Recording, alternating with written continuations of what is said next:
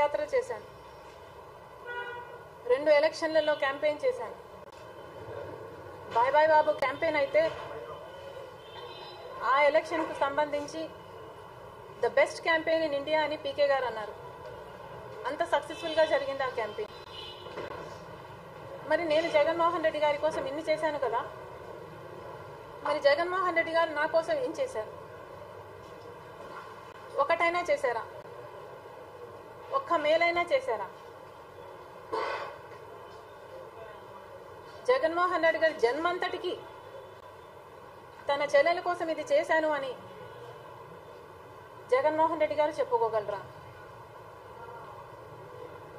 ఈరోజు జగన్మోహన్ రెడ్డి గారు నాకు, నా బిడ్డలకు అన్యాయం చేస్తున్నారు అన్నది పచ్చి నిజం. ఇది దేవునికి తెలుసు, ఇది అమ్మకు తెలుసు, నాన్నకు తెలుసు, చాలా మందికి తెలుసు. అయినా అలాంటి నాయకుడిని మీరు మోస్తున్నారు. అలాంటి జగన్మోహన్ రెడ్డి గారిని వైసీపీ కాడర్ ఎత్తి పట్టుకుంది. ఒక ప్రశ్నకు సమాధానం చెప్పండి. 5 సంవత్సరాలు MOU నా చేతిలో ఉంది. MOUలో ఈ ఆస్తులు నాయి అని వాళ్ళు సంతకాలు పెట్టారు. ఆ హక్కు పత్రాలు 5 సంవత్సరాలు నా చేతుల్లో ఉన్నాయి.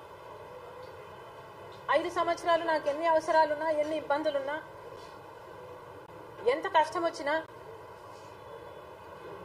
ఆ MOUలు నేను బయట పెట్టలేదు, వాడుకోలేదు. ఎందుకంటే MOU బయటికి పోతే రాజశేఖర రెడ్డి గారి కుటుంబం గురించి నలుగురు 4 రకాలుగా మాట్లాడతారు. కాబట్టి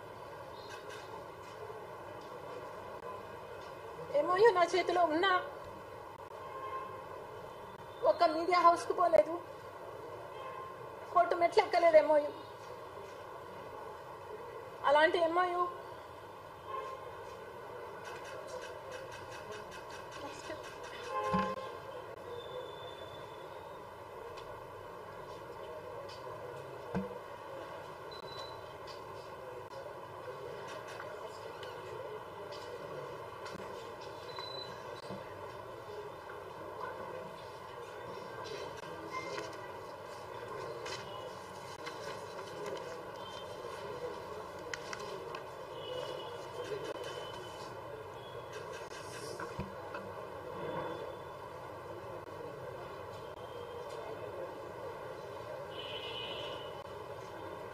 అలాంటి MOU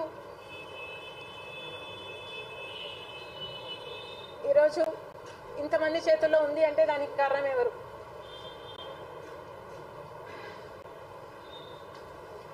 ఈరోజు విజయమ్మ గారిని, రాజశేఖర రెడ్డి గారి భార్యని కోర్టుకు ఇడ్చారు అంటే దానికి కారణం ఎవరు?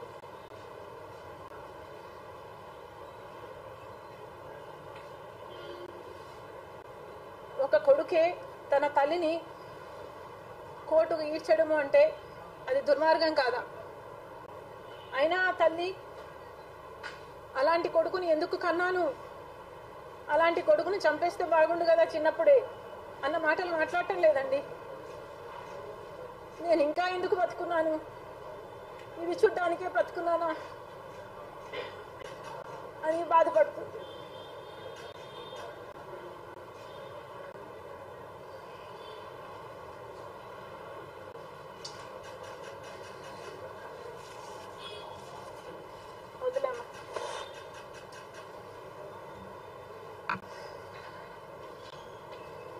అంటే జగన్మోహన్ రెడ్డి గారు ఏం చెప్తున్నారు దీనివల్ల?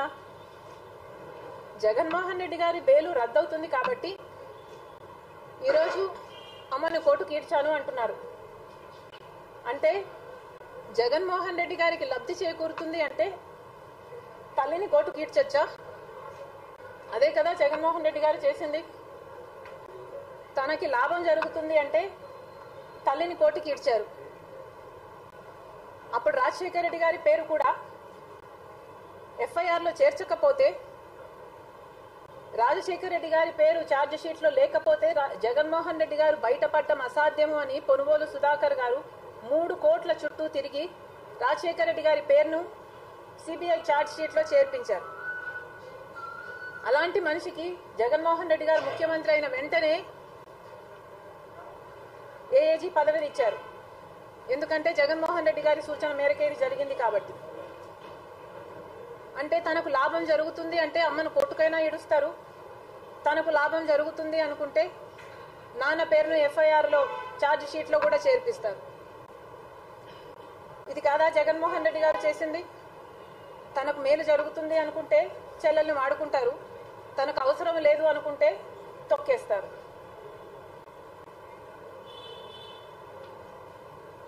వైసీపీ నాయకులు కార్యకర్తలు ఆలోచించుకోవాల్సిన అవసరం ఉంది.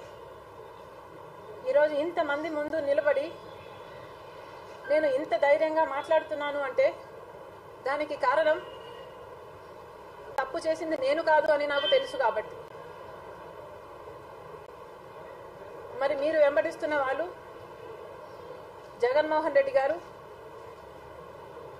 మీ నాయకుడో లేక సేడిస్టో మీరు ఆలోచించుకోవాలి. Thank you.